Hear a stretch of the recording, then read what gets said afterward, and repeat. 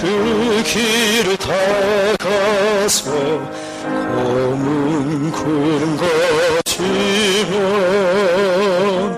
그때 주님의 빛 가운데 서리 영원한 날 바라라. 세상 길 내가 담에 서간 후에 천국 문 앞에 서겠고 죄의 길 내가 다 지난 후에 주 예수를 보겠네. 또한 그곳에 나 생각해보니 주님 사랑 알겠네.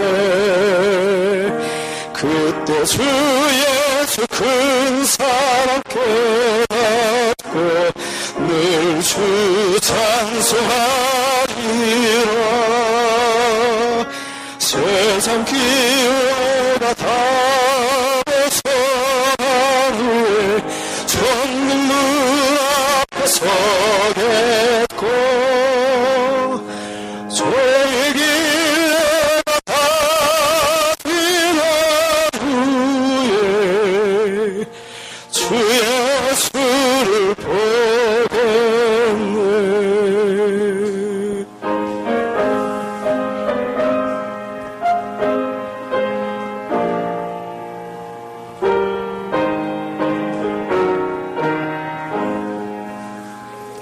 나의 모든 항해를 마친 후 내 괴로움 끝나고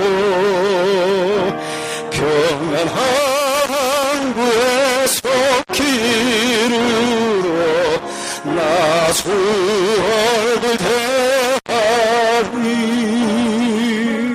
세상 길 내가 다 벗어난 후에 천국 문 앞에 서겠고 죄의 길 내가 다 벗어난 후에 주 예수를 보겠네.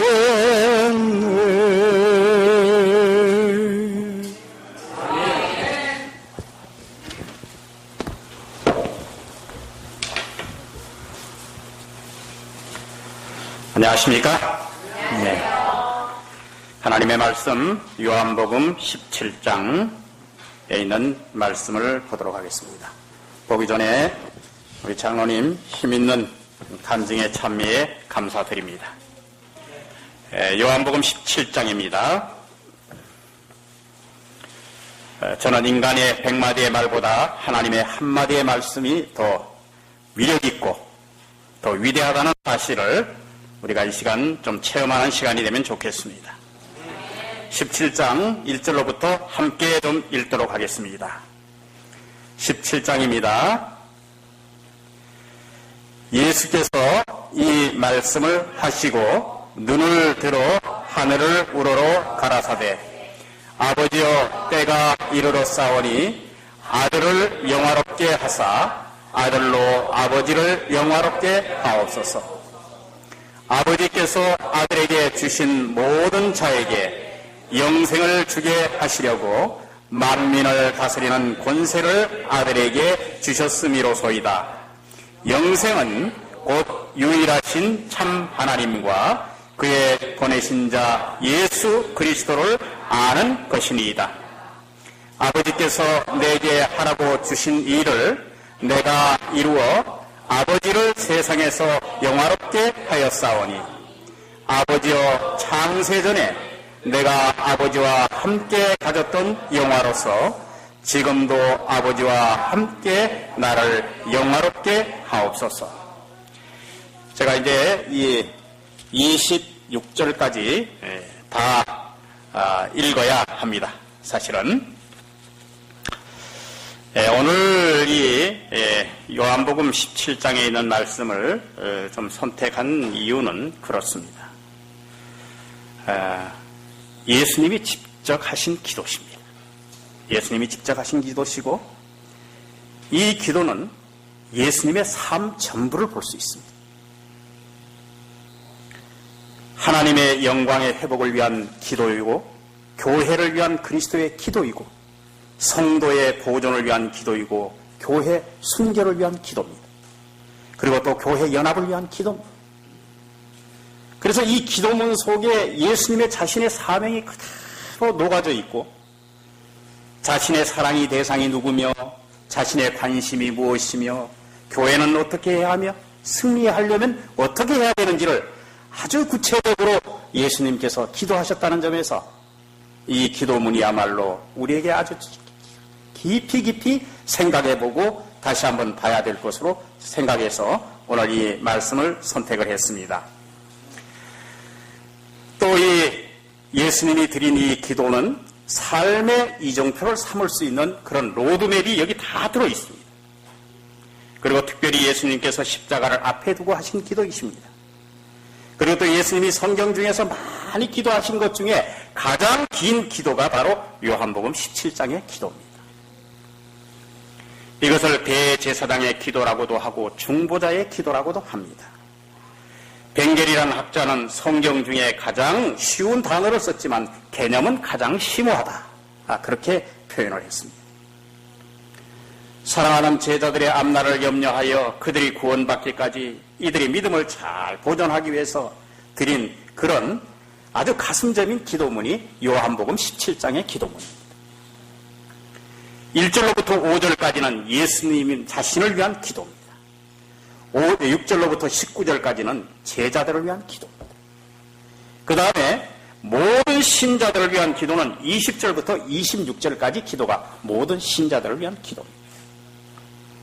그래서 이 기도문을 통해서 주님의 관심이 무엇이며 주님의 바람이 무엇이며 오늘 현대를 살아가는 우리의 삶에 어떤 것을 요구하시는지 이 기도문을 통해서 우리가 볼 수 있게 되는 것입니다. 특별히 제가 이 규례교회에 와서 이 안식일날 이렇게 이 교회 다니는 성도도 아니면서 이렇게 말씀을 전하리라고는 저는 또 상상도 못했습니다. 목사님께서 주중에 전화를 주셨어요. 그래서 목사님 왜 그러십니까? 그랬더니 목사님이 안식일날 좀 와서 말씀을 좀 해주면 좋겠다.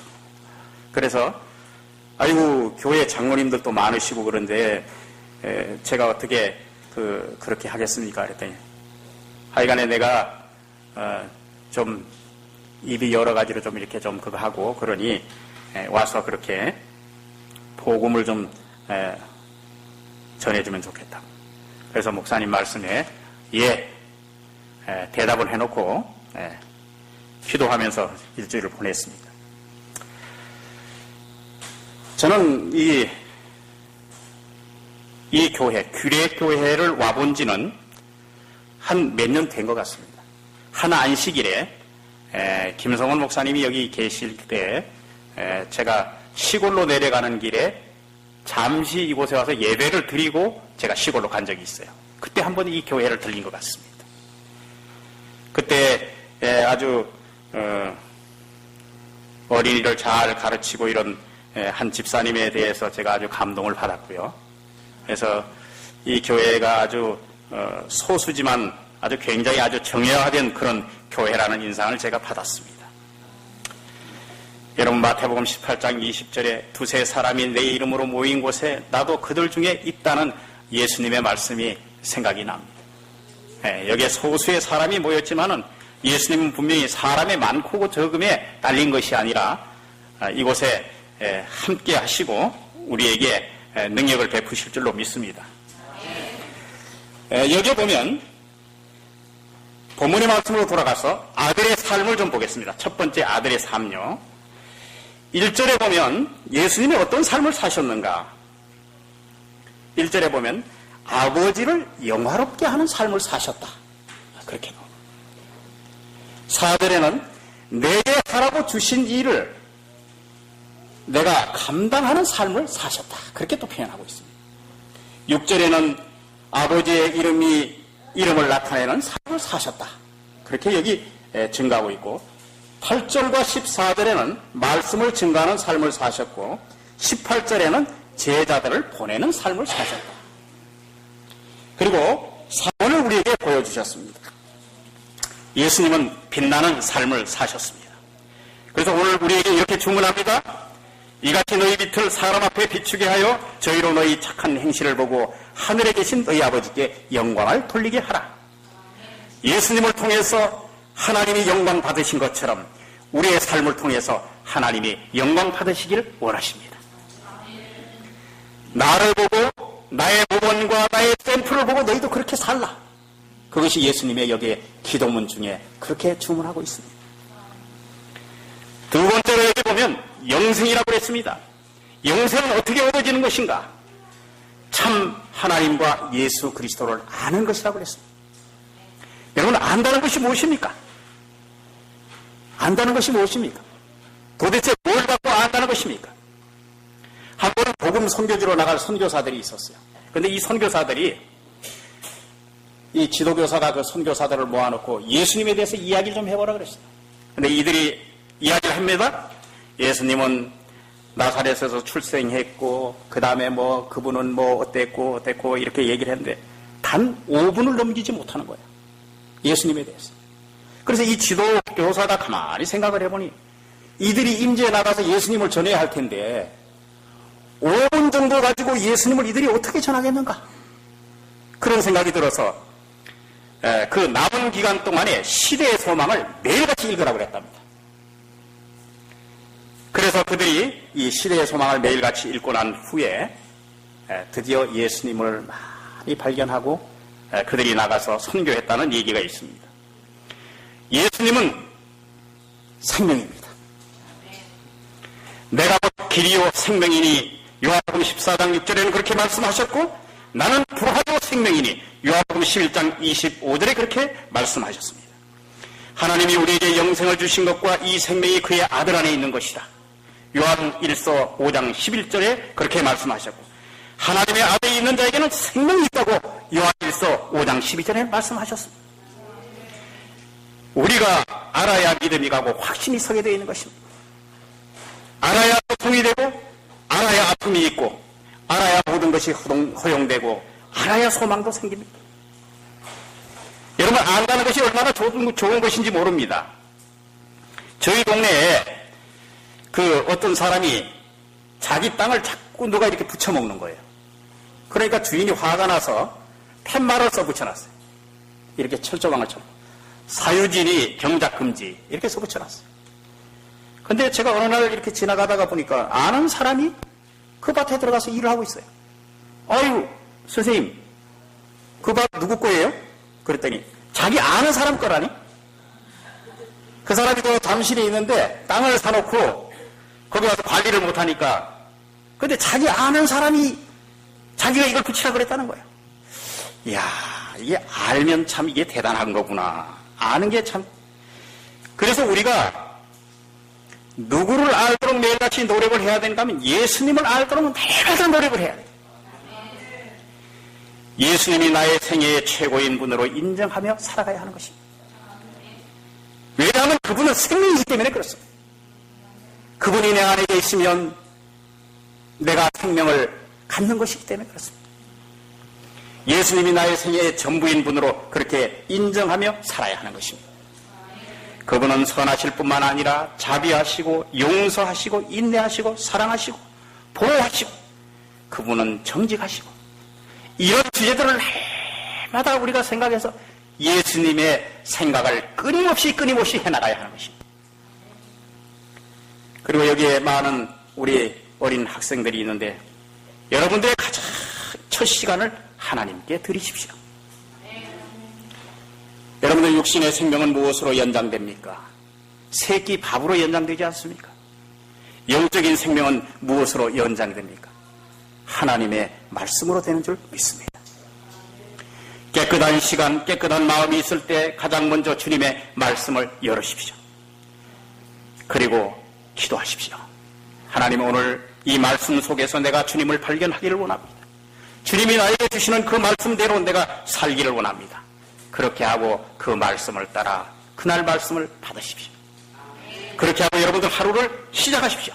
그렇게 하면 하나님께서 여러분들을 선히 인도하실 것입니다. 어떤 여자 성도가 있었는데요. 이 여자분이 예수님으로부터 구원받은 게 너무 즐거웠어요. 너무 기뻤어요.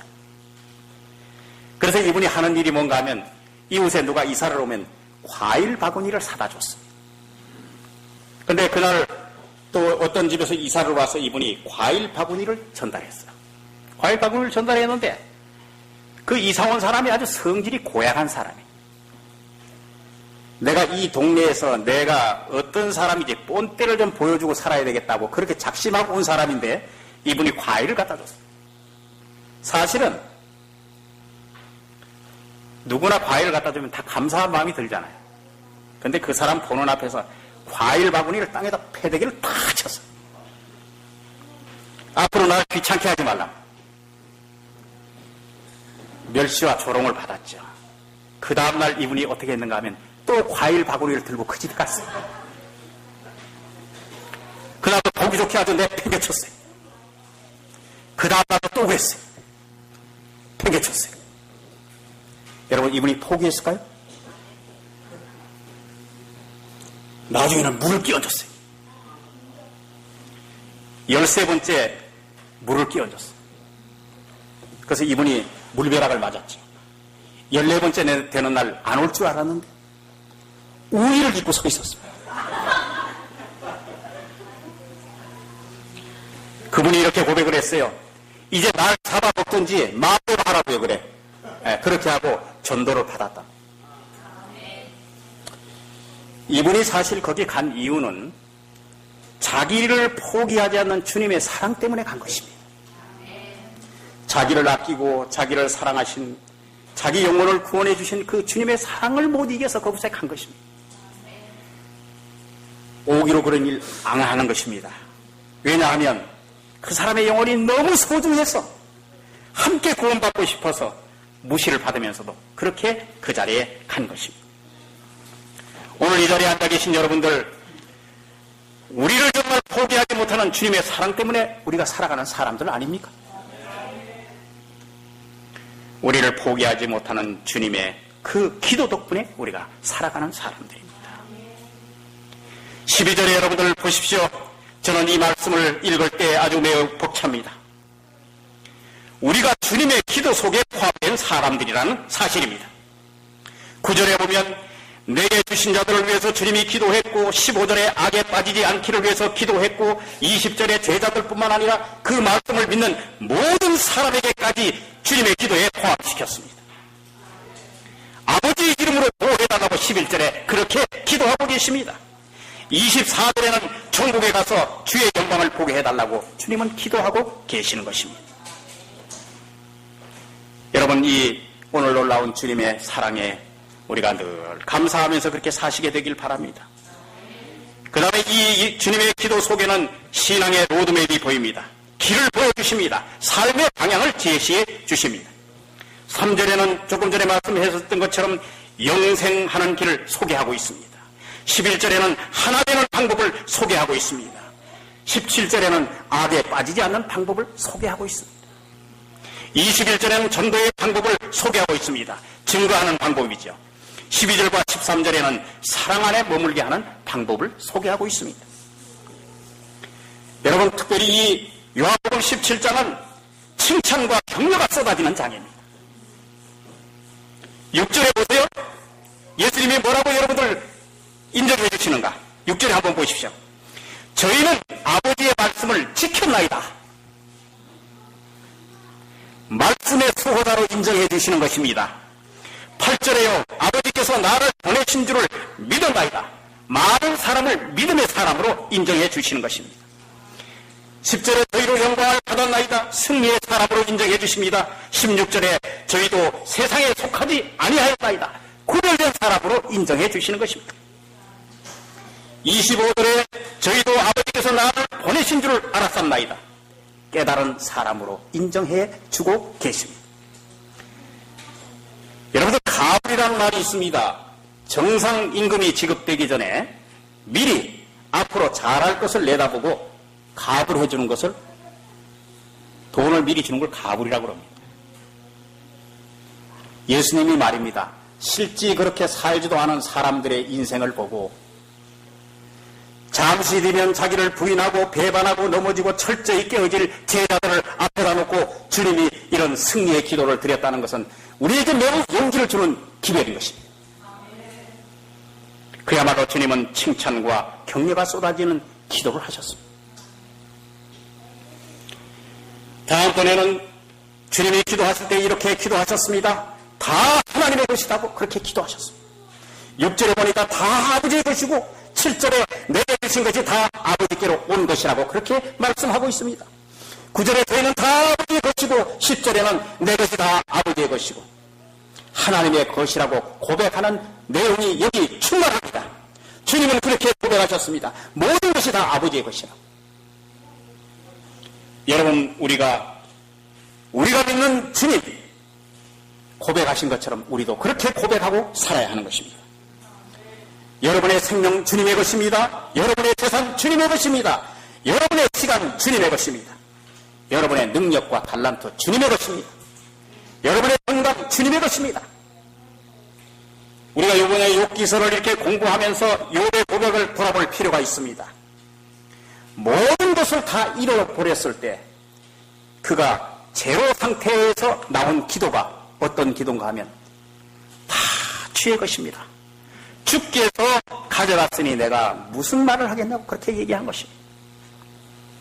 역대상 29장 14절에 보면 다윗이 그런 기도를 했습니다. 내가 능력이 있어서 주님께 드리는 것이 아니라 주의 것을 모두 주께 드렸다고 그렇게 고백하고 있습니다. 다윗이 하나님에 대한 송축의 시입니다. 자아가 다 비워질 때 모든 것이 바닥을 치는 경험이 있을 때 내 것이 아니고 주님의 것이라고 인정되어질 때 그때 나오는 기도인 것입니다. 신앙은 그때 출발하는 것입니다. 내 집과 내 돈과 내 자식과 내 문제와 내 입장과 내 일, 이 모든 것을 앞세우고 모든 것이 손해보는 것 같고 아까운 마음이 들면 여러분, 신앙은 출발할 수가 없습니다. 모든 것을 우리에게 맡겨주셨다. 우리는 주님의 선한 청지기일 뿐이라 하는 그런 생각이 있어야 되는 것입니다. 여러분, 투자한 시간과 열정과 눈물과 희생이 서려 있는 곳에는 마음이 가게 되어 있습니다. 헌신이 서려져 있는 곳에는 마음이 가게 되어 있습니다. 그렇게 교회를 섬겼습니다. 우리에게 그렇게 섬기라고 주문하십니다. 제가 원주 새하늘교회에서 오신 한 집사님이 덕소에 와서 자녀를 길러주는 일을 했습니다. 며느리가 하도 아이를 안 낳으니 이런 얘기를 했어요. 얘야, 아이를 낳으면 내가 길러줄 테니 아이를 낳거라. 그래서 정말 며느리가 아이를 낳았어요. 그래서 이 시어머니가 아이를 길러주려고 제 덕소에 와서 계셨어요. 한 3년 계셨는 것 같습니다. 그런데 그분의 이야기를 제가 들으면서 아주 놀라운 것을 발견했어요. 그분이 교회 건축을, 원주 새하늘교회를 지을 때 돈을 가진 게 없었습니다. 그래서 3년을 파출부 일을 하면서 그 헌금 작정한 걸 갚았다고 그랬어요. 그분이 다시 원주교회에 왔는데 원주 새하늘교회에 갔어요. 이건 뭘 의미합니까? 나의 관심과 나의 헌신과 나의 눈물이 서려 있는 곳으로 가게 돼 있어요. 여러분, 저는 이 조동화 시인을 좋아합니다. 나 하나의 꽃되어 나 하나의 꽃되어 풀밭이 달라지겠냐고 말하지 말라. 내가 꽃피고 내가 꽃피면 결국은 풀밭이 온통 꽃밭이 되는 것이 아니겠느냐. 나 하나 물들어 산이 달라지겠냐고 말하지 말라. 내가 물들고 내가 물들면 결국 온 산이 활활 타오르게 되는 것이 아니겠느냐. 이 교회를 위한 감동의 씨앗을 여러분 심어주십시오. 그리고 교회를 위한 변화의 주역이 되어주십시오. 정녕 이 교회를 사랑한다면 매주마다 작은 사랑의 씨앗을 여러분 심어주십시오. 그것은 희망의 씨앗이 될 수도 있고 사랑의 전화도 될 수 있습니다. 여기서 또 주님이 또 한 가지를 요구하십니다. 연합을 요구하십니다. 26절에 보면 나를 사랑하신 사랑이, 그 사랑은 하나님의 사랑입니다. 저희 안에 있고 나를 사랑하는 그 사랑이 저희 안에 있게 되면 어떻게 되는가 하면 연합이 된다는 것입니다. 11절에 우리와 같이 하나님과 예수님처럼 된 것처럼 저희도 하나 되게 하옵소서. 그렇게 기도합니다. 21절에 내 안에 아버지가 계시고 아버지 안에 내가 있어서 하나 된 것 같이 우리 안에 있게 하사 세상으로 믿게 하려 함이라. 23절에는 아버지께서 나를 보내신 것과 사랑하신 같이 저희도 서로 사랑하면 세상으로 하여금 저를 믿게 하려 함이라. 여러분, 우리 주님이 우리에게 계실 때 연합이 가능합니다. 히브리서 1장 10절과 12절에 보면 오직 주는 영존하실 뿐만 아니라 주는 여전하시며 연대가 다함이 없으시다고 말씀하고 있습니다. 에베소 4장 4절에는 그는 만유에 계시고 만유를 통일하시고 만유 가운데 계시다고 말씀하십니다. 모든 무릎을 예수의 무릎 아래 꿇게 하시고 우리가 주님을 나의 주라고 그렇게 고백할 수 있는 분이 주님이십니다. 사람과 사람 사이에 예수님의 정신과 예수님의 마음과 예수님의 사랑과 예수님의 배려와 예수님의 은혜와 예수님의 용서가 있다면 우리에게는 연합은 가능한 것입니다. 여러분, 모래와 자갈과 시멘트는 결코 연합할 수가 없습니다. 콘크리트가 정말 아주 그냥 부실 수 없는 하나의 단단한 물체라 할지라도 반드시 콘크리트가 융합되려면 뭐가 들어가야 합니까? 물이 있어야 합니다. 가장 연약한 것 같지만 가장 필요한 것은 물입니다. 우리 서로 다른 것이 섞여서 하나를 결합시키는 것이 물입니다. 사람들은 정말 참 다양합니다. 여기 앉아 계신 분들이 너무 다양합니다. 잘난 사람이 있는가 하면 못난 사람도 있고, 있는 사람이 있는가 하면 없는 사람도 있습니다. 배운 사람이 있는가 하면 못 배운 사람도 있고, 큰 사람이 있는가 하면 작은 사람이 있습니다. 건강한 사람이 있는가 하면 아픈 사람도 있고요. 사람만큼이나 이렇게 개체가 다양한 게 있을 수 있겠습니까? 얼마나 다양합니까? 그런데 이 모든 사람들이 주님이 계시지 않으면 화합이 불가능합니다. 우리 주님이 계실 때 우리는 연합될 수 있습니다. 그 다음에 마지막으로 하나님께서 뭐라고 말씀하셨는가 하면 이렇게 말씀하십니다. 주님은 통로가 되신 주님이라고 말씀하십니다. 주님께서 이렇게 말씀하십니다. 내게 주신 말씀을 저희에게 주었사오며 저희가 이것을 받고 내가 아버지께로 온 줄로 알고 보내신 줄도 알고 그들이 믿었나니. 여러분, 옥수수 수염 혹시 아십니까? 뭐에 좋죠? 옥수수 수염. 이뇨 자격에 좋다가 아주 도시에 있는 사람들 물으면 잘 대답이 안 나와요. 근데 역시 잘 알아맞히시네요. 한 송이에 수염이 몇 개 정도 되는지 아십니까? 혹시? 예. 많은 거는 700개에서 한 1000개 된다고. 내가 수염 가닥을 얘기하려고 그런 게 아니라 수염 한 가닥에 옥수수 하나. 이것이 10일 내지 15일 동안 이렇게 쭉 늘어뜨리고 있으면 꽃가루가 수정이 되어서 알이 맺기 시작한다는 것입니다. 여러분, 수염이 없으면 결실이 없습니다. 수염이 없으면 열매가 없는 것입니다. 유일한 통로는 수염입니다. 여러분들 개인적으로 이것은 무엇을 의미합니까? 옥수수를 통해서 개인적으로 주님과 연결이 되어 있을 때 생명이 있을 수 있습니다. 생명줄인 그리스도가 있어야 합니다. 사도행전 4장 12절에 이렇게 말씀하고 있습니다. 천하의 구원 얻을 만한 다른 이름을 우리에게 주신 일이 없다고요. 우리는 철저하게 어떻게 하냐면 개인적으로 주님 앞에 서야 하는 것입니다. 제가 고추밭의 경험을 가지고 있습니다. 여러분, 고추대 다 이렇게 한 대마다 다 꼽습니까? 아니면 어떻게 한 대 중간에 꼽고 줄로 쭉 쳐가지고 넘어지지 않게 이렇게 붙들어 맵니까? 어떻게 하십니까? 전 장로님 어떻게 하십니까 혹시? 그렇게 합니까? 근데 제가 왜냐하면 비용이 많이 들어요. 한 대마다 한 대씩 꼽으려면 비용이 많이 들어요. 그렇죠? 예를 들어서 100주, 200주, 1000주 이렇게 한다 그러면 그 막대기만 해도 1000대 정도 돼야 되잖아요. 그래서 대부분 다 약식으로 어떻게 하는가 하면 하나 중간에 꽂고 끝에 하나 꽂고 저 끝에 꽂고 이렇게 해서 가운데 줄로 쭉 연결해서 놓습니다. 바람이 불어도 안 넘어지게요. 근데 여러분들 여름에 장마가 오래 가고 그러니까 잘 견뎌냅니까? 저는 저희 교회 고추밭에 보니까 이 집안이 약해가지고 비가 한 며칠만 오니까 고추 무게가 있고 이러니까 한꺼번에 다 넘어가요. 줄까지 다 넘어가요.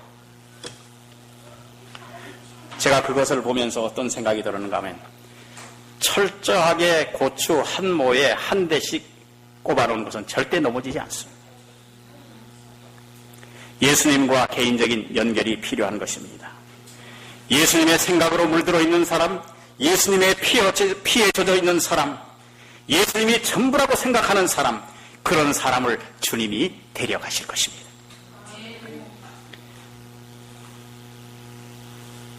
예수님은 정말 우리를 사랑하십니다.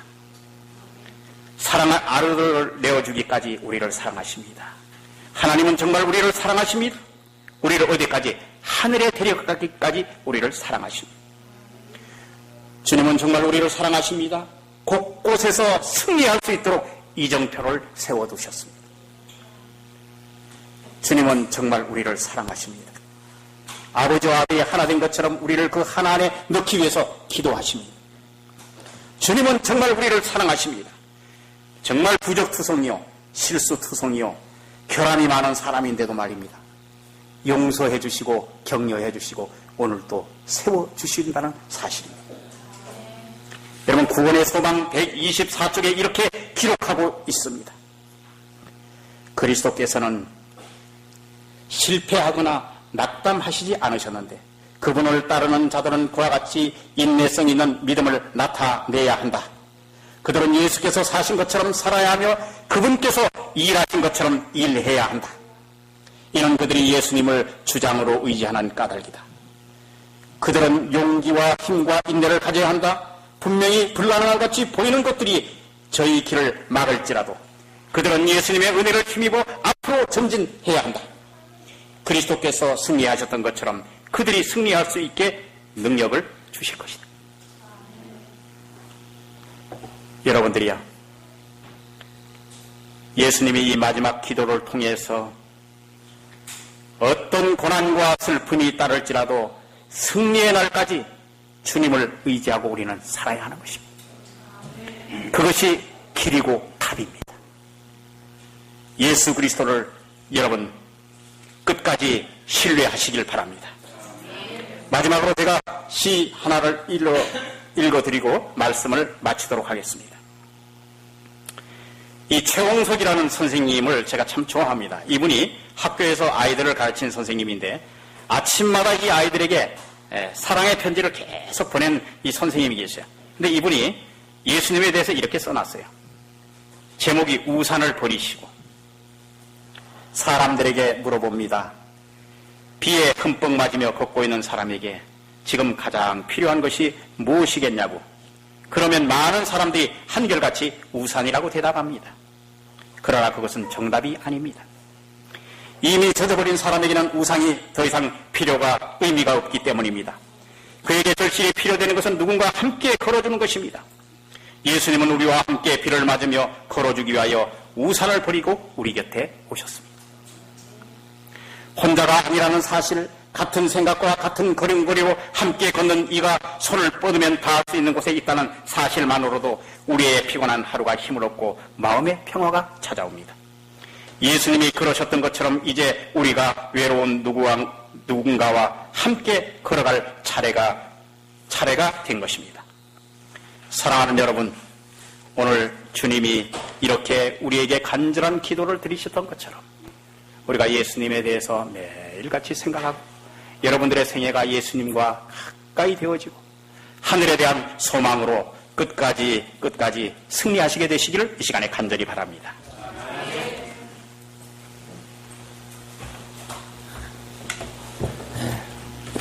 많은 은혜 받으셨습니까? 네. 우리는 항상 우리 예수님께 초점이 맞춰진 그러한 신앙만을 해야만 될 줄 압니다. 감사합니다. 참이 33장을 부른 다음 박경수 장로님의 축도로 예배를 마치겠습니다. 33장입니다. 모두 일어나시기 바랍니다.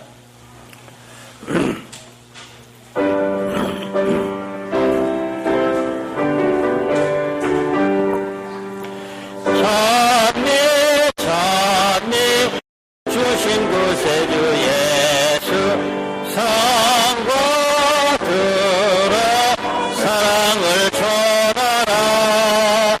경배 경배 정성을 다하여 경배 정군 천사 주 이름 높이세.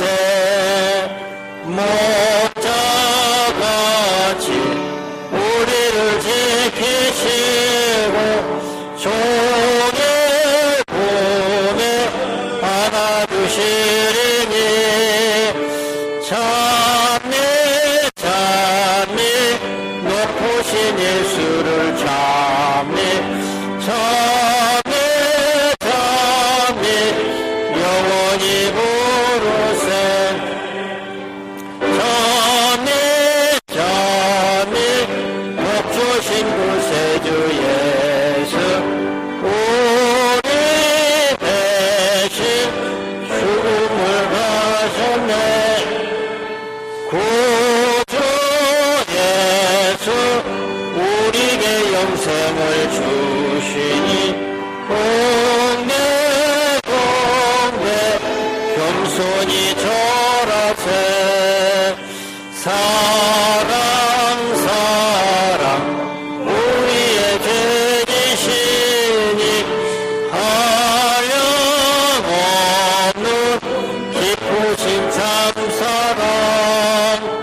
찬미 찬미 높으신 예수를 찬미 찬미 찬미 영원히 부르세. 찬미 찬미 복 주신 구세주 예수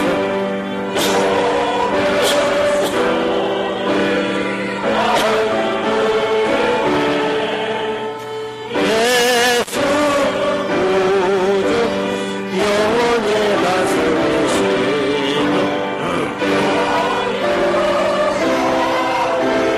밭으로 돌일세.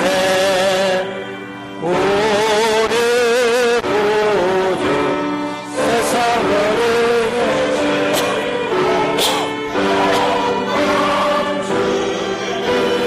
다시 오시리니 찬미 찬미 높으신 구세주여 찬미 찬미 영원히 부르세.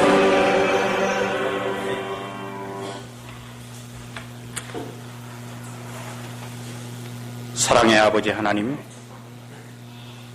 오늘 이 규례교회에서 이렇게 함께 하나님의 말씀을 보도록 도와주셔서 감사합니다. 아버지 하나님, 우리에게 고난과 슬픔이 따를지라도 승리의 날까지 주님을 의지하고 삶아 믿사오니 주님의 이름으로 우리를 보존하시고 주님의 이름으로 우리를 지켜주시며 주님의 이름으로 우리를 승리케 해 주옵소서. 우리의 길이요 우리의 답이 되신 영원하신 생명 되신 예수님의 이름으로 간절히 기도하옵나이다. 아멘.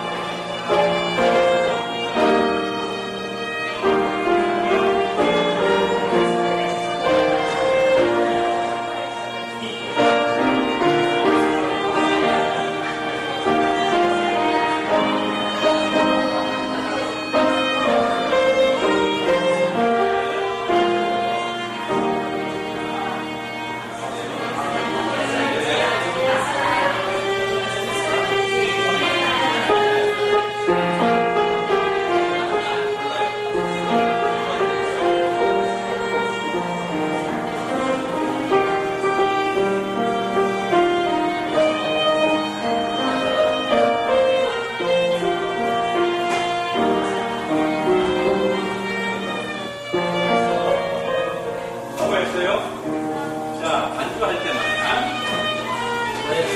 반주할 때 찬양하는 사람에 맞춰가지고 피아노 소리를 적게 내가 안 하는데, understand?